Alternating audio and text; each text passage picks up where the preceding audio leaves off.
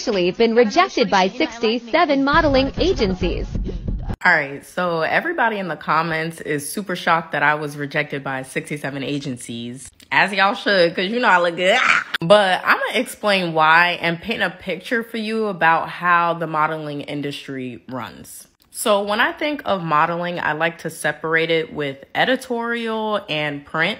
Editorial is more of the high fashion look, and that's more in the New York industry where you see a lot of runway models and New York Fashion Week and stuff like that. Print is more of the trendy route, the Fashion Nova or Pretty Little Thing aesthetic. Because these are two different styles, a lot of the time the models look different with these two different styles. When it comes to white women, they'll pretty much accept a bunch of clones who look like this. And that goes for editorial and print. The standard for white women is not as high. You don't have to be exceedingly beautiful to be successful in any portion of the modeling industry. And keep in mind, what I just pointed out is racism in the modeling industry. When it comes to black women in the modeling industry, there's definitely a difference between how lighter skinned women and mixed or biracial women get treated compared to darker skinned women. But when the modeling industry wants to represent lighter skinned black women or mixed black women, they oftentimes choose the light skin or the mixed woman who has the loose curl pattern and the facial features that fit the European beauty standard. So she'll have the tight cheekbones and the small nose, the plump lips as well. But they don't ever choose light skinned women or mixed women who have bigger noses or 4C hair. And this is a form of featureism and texturism. And it's sad because not all light-skinned women or mixed women or biracial women look like this. But that's all they pretty much show in the mainstream media.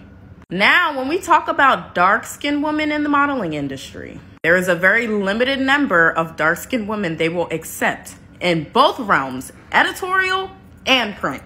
Dark-skinned women who are oftentimes in the editorial portion of the modeling industry normally have a bald head and have a significantly deep skin tone. And while I am happy that dark-skinned women of deep tones are represented in the modeling industry, they forget that dark-skinned women come in many different shades. And the only shades that are being shown or represented is the darkest ones.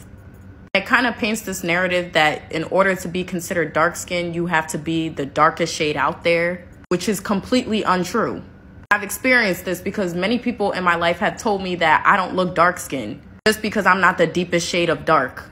That was just for the editorial side. When it comes to print, the dark-skinned women they choose have one specific look, a black Barbie. They all look like a Barbie doll with dark skin. And once the modeling industry picks one or two dark-skinned Barbie dolls that they can use for the next 10 years, they pretty much ice out and isolate all other dark-skinned women in the modeling industry because they already have their two Barbie dolls who are famous and that's all they need. Meanwhile, they'll have a million white girls who look like this in the industry, but they only have space for one or two girls in their agency that look like this.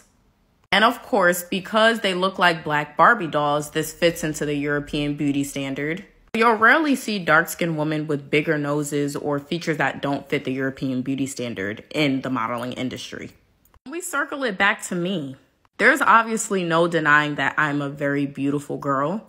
And I'm also pretty diverse when it comes to the type of modeling I do. I can do print stuff like this and definitely be representing trendy fashion.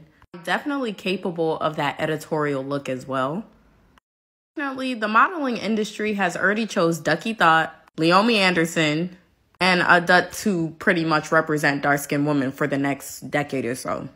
And they're not really going to open other doors for other dark-skinned women to be heavily represented in the media. So it sucks, but it is what it is. But lucky for me, I'm more than just a pretty face, and y'all follow me for what's in here anyways. I know they try and ban TikTok.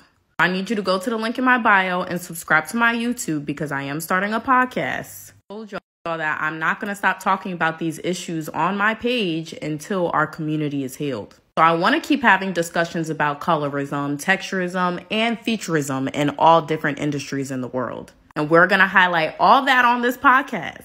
So please, link in my bio, subscribe. Love y'all.